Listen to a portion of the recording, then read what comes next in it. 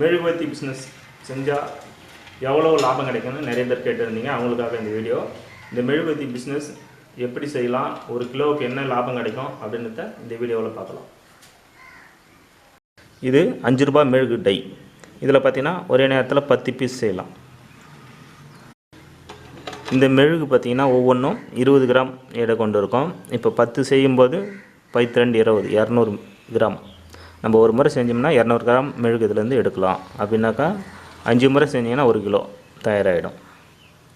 முதல்ல மெழுகு செய்ய டையை தயார் பண்ணிடலாம். அதுக்கு 2 பக்கமும் இருக்கிற நெட்டை கழட்டி டையில் நம்ம தேங்காய் எண்ணெய் எடுத்துருக்கோம். அதை ஒரு சின்ன துணியில் தொட்டு தடவிக்கலாம். இப்போ நெட்டு கழட்டிட்டேன். டை தனித்தனியாக வந்துடுச்சு. இந்த இடத்துல உள்ளே இருக்கிற மெழுகுக்கான பக்கத்தில் நம்ம தேங்காய் எண்ணெயை அப்ளை பண்ண போகிறோம். இது மாதிரி எல்லா பக்கத்துலேயும் பண்ணிக்கோங்க.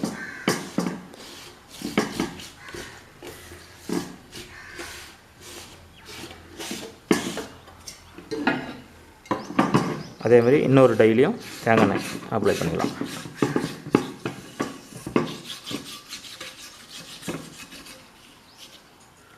நம்ம தேங்காய் எண்ணெய் அப்ளை பண்ணியாச்சு. இப்போ நூல் சேர்த்துக்கலாம். ஏற்கனவே நான் 2 வீடியோவில் இதை பற்றின முறையை சொல்லியிருப்பேன்.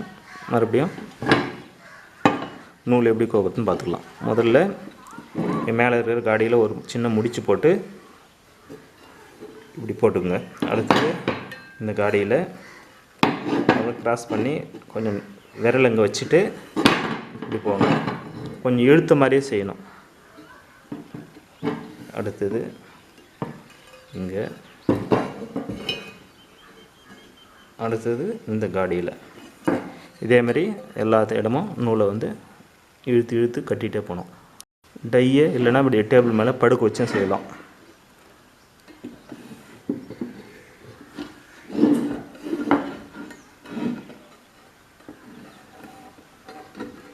இது வரைக்கும் இழுத்து ஆகி போச்சு. அடுத்தது இது கொஞ்சம் டைட்டாக இருக்கட்டும். இந்த டையை மேலே மூடிடலாம். மூடுறதுக்கு பார்த்திங்கன்னா 2 பக்கமும் ஒரு பாயிண்ட் இருக்கும். அது ஹோல்ஸில் அது போகிற மாதிரி பார்த்திங்கன்னா சரியாக வந்துடும்.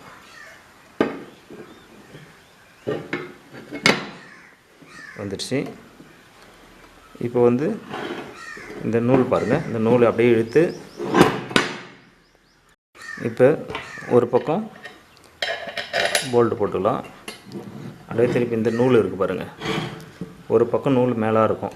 அதை இழுத்து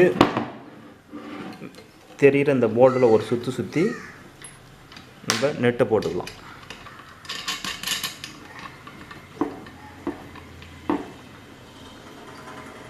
அதேமாதிரி அந்த பக்கத்துலேயும் நெட்டு ஓரளவு கையாலேயே டைட் பண்ணால் போதுமானது. இப்போ இந்த நூலை தனியாக கட் பண்ணிடலாம். இப்போ பாருங்கள், இந்த நூல் எல்லாம் இந்த ஹோல்ஸுக்கு சென்டராக இருக்குதான்னு பார்த்துக்குங்க.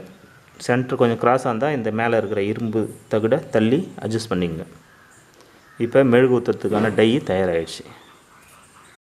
இப்போ பார்த்தீங்கன்னா பேஸ்ட்டு பத்திரிக்கையில் வர அட்டை, கொஞ்சம் திக்கான அட்டை. இந்த காடி இருக்கு இல்லைங்களா, இந்த பக்கத்தை மூடுற அளவுக்கு இப்படி வச்சுக்குங்க. ஏற்கனவே போன வீடியோவில் பேனர் கிளாத்தை வச்சு மூடியிருப்போம். அதுக்கு பேரில் இப்படியும் செய்யலாம். ஒரு சின்ன அட்டை துண்டு இப்படி வச்சுங்க. வச்சுட்டு ஒயருக்கு அடிக்கிறோம் இல்லைங்களா, டேப், வீட்டில் ஒயரிங் பண்ணும்போது டேப் அடிப்போம். அந்த டேப் எடுத்துங்க கொஞ்சம். அதை இந்த பக்கம் கொஞ்சம் ஒட்டிடுங்க. அதேமாதிரி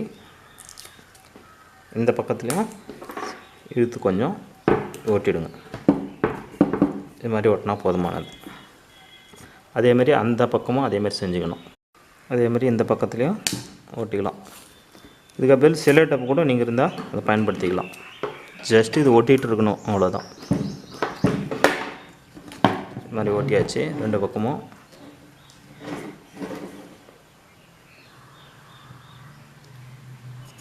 இப்போ பார்த்திங்கன்னா டை தயார் பண்ணிட்டோம். அட்டை ஒட்டியாச்சு. இப்போ காய்ச்சி மெழுக இதில் ஊற்றிடலாம். எப்படி காசணுன்றது ஏற்கனவே வீடியோவில் சொல்லியிருக்கேன். அந்த வீடியோவோட லிங்க்கு கீழே டெஸ்கிரிப்ஷனில் இருக்குது, அதை பார்த்து தெரிஞ்சுக்கங்க. இப்போ வந்து காய்ச்சிய மெழுகை இந்த டையில் எப்படி ஊற்றுறதுன்னு பார்க்கலாம். இப்போ காய்ச்சிய மெழுகு ஒரு டம்ளரில் எடுத்துருக்கேன். இப்போ முதல் ஹோல்ஸில் நம்ம இதை சேர்க்கலாம்.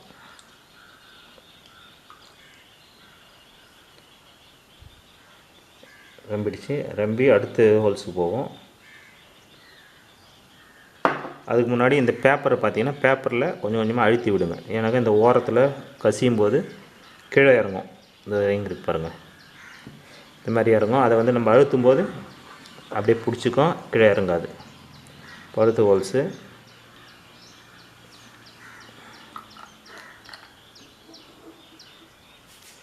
இது மாதிரி ஒவ்வொரு இதுலேயும் நம்ம ஊற்றணும்.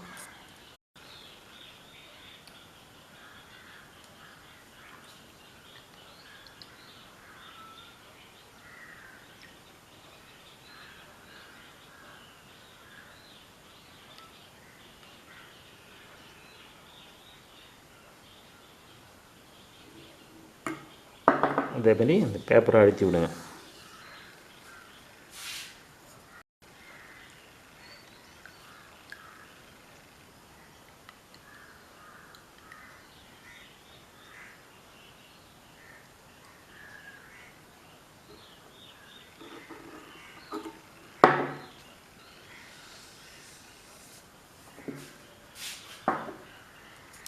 இப்போ பார்த்திங்கன்னா கொஞ்சம் கொஞ்சமாக உள்ளே இருக்கும். மறுபடியும் எல்லா இடமும் அப்படியே சேர்த்துனே வரணும். ஊற்றிட்டு இந்த ஓரத்தை நல்லா அப்படி அழுத்தி விடுங்க. 2 கையாலையும் அழுத்துனீங்கன்னா மெழுகு கீழே வரத்து நின்றுடும். இப்போ பாருங்கள், மேலே பார்த்தீங்கன்னா தேங்கி நிற்கிறது பார்க்கலாம். நீங்கள் மெழுகு ஊற்றும் போது ஃபுல் சூட்டில் ஊற்ற வேணாம். ஓரளவு கரைஞ்ச பிறகு கொஞ்சம் கை தொட்டால் கைக்கு எதுவுமே ஆகக்கூடாது. அந்த அளவுக்கு அந்த சூட்டில், மிதமான சூட்டில் இந்த மெழுகு நீங்கள் இதுக்குள்ளார சேர்க்கணும். இப்போ பாருங்கள், நல்லா தேங்கி நிற்குது. இப்போ டையை லைட்டாக தட்டி விடுங்க. லைட்டாக 2 பக்கமும் தட்டினீங்கன்னா ஏதாவது பப்புள்ஸ் இருந்தால் கூட உள்ளே சரியாயிடும். கொஞ்ச நேரம் அந்த டை அப்படியே ஒரு 5 நிமிஷம் காத்தோட்டமாக இருக்கட்டும். அங்கே தொட்டு பார்த்தீங்கன்னா கொஞ்சம் சூடு வந்து குறைஞ்சிருக்கணும். குறைஞ்ச பிறகு இதை எடுத்து தண்ணி நிரம்பிய வாளியில் அப்படியே உள்ளே வச்சிடலாம். இப்போ பார்த்திங்கன்னா இந்த இடம்லாம் பார்த்திங்கன்னா நல்லா ட்ரையாக இருக்கும். பார்க்கும்போது தெரியும், இதோட சூடும் கொஞ்சம் கம்மியாக இருக்கும். இப்போ இதை எடுத்து போய் நம்ம தண்ணியில் உள்ளே இறக்கி முழுக வச்சிடலாம். ஒரு பக்கெட்டில் தண்ணி எடுத்துருக்கேன். இது வந்து பெயிண்ட் பக்கெட்டு தான். இதுக்குள்ளார பாருங்கள், இப்படி போட்டுட்டு குறுக்க ஒரு கம்பியோ இல்லை திருப்புளியோ எதுனா இருந்தால் அப்படி உள்ளே விட்டுடலாம். தண்ணி பத்தலைன்னா இன்னும் கூட நீங்கள் தண்ணி ஓரமாக ஊற்றிக்கலாம்.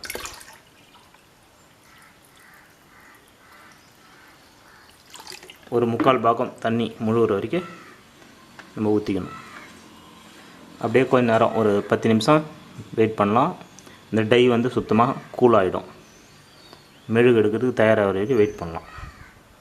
இப்போ டை நல்லா கூல் ஆகிடுச்சு. இப்போ எடுத்துக்கலாம்.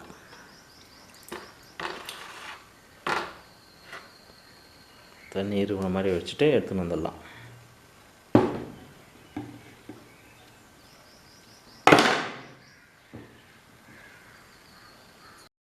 டை இப்போ கழட்ட போகிறோம். அதுக்கு முன்னாடி மேல் பக்கம் இருக்கிற திரி எல்லாத்தையும் கட் பண்ணிக்கிறோம்.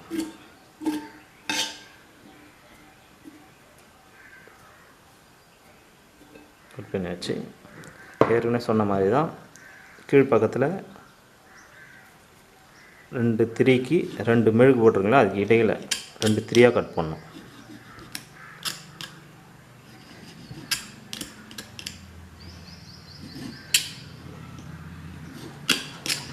கட் பண்ணியாச்சு. இப்போ வந்து நெட்டை கட்டிக்கலாம்.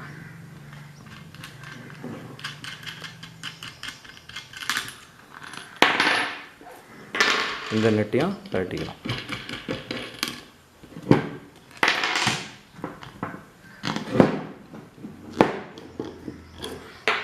ரெண்டு பக்கம் கட்டியாச்சு. இப்போ நம்ம டையை பிரித்து எடுக்கணும். இந்த பேப்பர்லாம் இப்போ எடுத்துக்கலாம். இப்போ பேப்பர் தேவையில்லை. மேலே இருக்கிற இந்த தேவையில்லாமல் ஒட்டிகிட்டு இருக்கிற மெழுகுலாம் எடுத்துக்கலாம். இது மறுபடியும் நம்ம காய்ச்சி மறுபடியும் பயன்படுத்திக்கலாம்.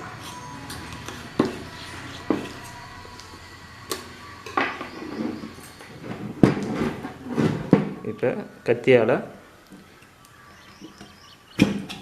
இந்த ஜாயிண்ட்டை லைட்டாக நீக்கி விடணும்.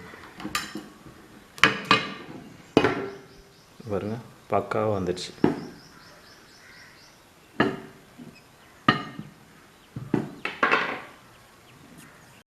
இது இதுக்கு முன்னாடி ஒரு சின்ன வேலை செய்யணும்.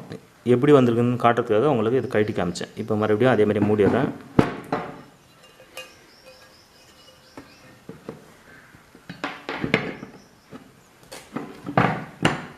மூடிட்டேன். இந்த மேலே இருக்கிற இந்த பகுதியை சுரண்டி எடுத்துக்கலாம்.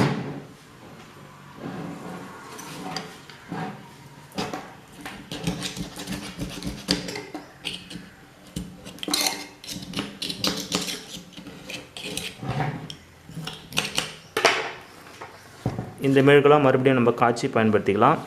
இதில் இருக்கிற தேவையில்லாத நூல்லாம் தேவையில்லை அப்படின்னாக்கா நம்ம சாதாரண காஃபி ஃபில்டர் பிளாஸ்டிக்கில் இருக்குதுங்களா, அதிலே ஃபில்டர் பண்ணிக்கலாம். ஒன்றும் ஆகாது, சூட்டில் எதுவும் உருகாது. அதிலே ஃபில்டர் பண்ணலாம். நீங்கள் நம்ம தனியாக பிரிச்சிடுறோம்.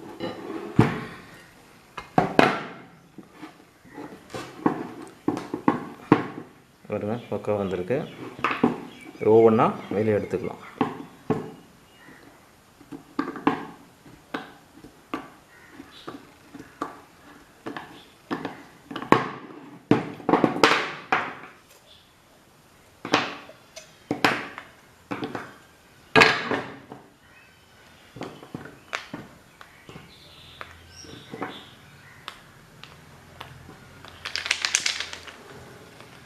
இந்த மெழுகு ஒன்றோட ஒன்று இப்படி தட்டினீங்கன்னா பிசுறுலாம் உளுந்துடும்.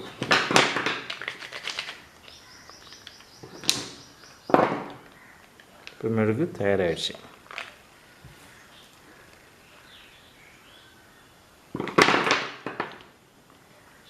பாருங்கள், ஒன்று கூட வேஸ்ட் ஆகாமல் 10 மெழுகும் சூப்பராக வந்திருக்கு பாருங்கள்.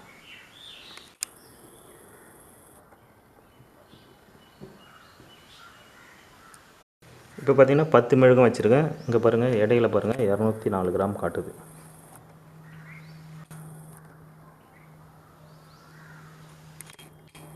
ஒரு மெழுகோட அளவு எடை பார்த்திங்கன்னா 20 கிராம். 10 மெழுகும் 200 கிராம்.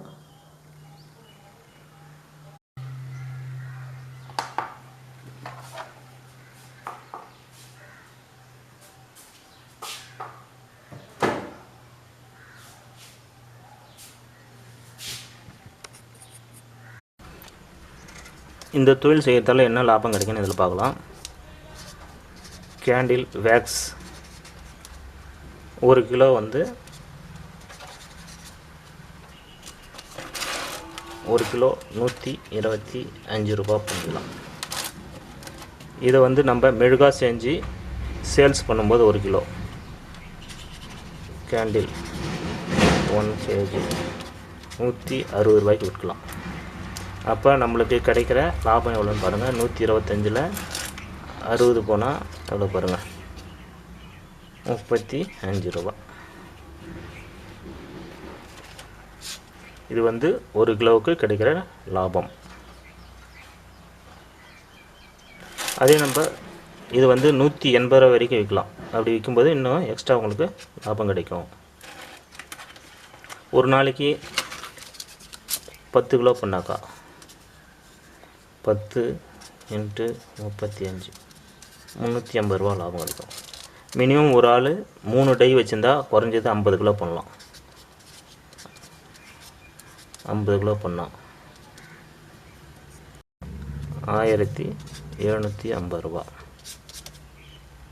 ஒரு நாளைக்கு கிடைக்க வேண்டிய லாபம் 1750 ரூபா. அதே நீங்கள் ஒரே நேரத்தில் ஒரு 10 டை பயன்படுத்தினீங்கன்னா ஒரே நேரத்தில் நிறைய கிலோ கணக்கில் மெழுகு நீங்கள் உருக்கி ஒரே நேரத்தில் ஊற்றி அதிக லாபம் சம்பாதிக்கலாம். நீங்கள் எப்படியெல்லாம் திங்க் பண்ணுறீங்களோ அப்படியெல்லாம் அதிகமாக சம்பாதிக்க வழிவகை பண்ணும். நீங்கள் இந்த செஞ்ச மெழுகுங்களை பார்த்திங்கன்னா உங்கள் ஊருக்கு அருகில் இருக்கிற ஹோல்சேல் கடை இருக்குது இல்லைங்களா, அதில் வந்து கொடுத்து பயன்படுத்துங்க. நீங்கள் ஒரு 20 கடைக்கு போனீங்கன்னா அதில் ஒரு 4 கடை ஓகே சொல்லுவாங்க. அவங்கக்கிட்ட மட்டும் நீங்கள் கொடுத்து உங்கள் விற்பனையை ஆரம்பிங்க. அப்புறம் அவங்களா பார்த்து கூப்பிடுவாங்க. வாரத்தில் வந்து 100 கிலோ 200 கிலோ அந்தளவுக்கு கேட்க ஆரம்பிப்பாங்க ஒவ்வொரு கடையிலையும்.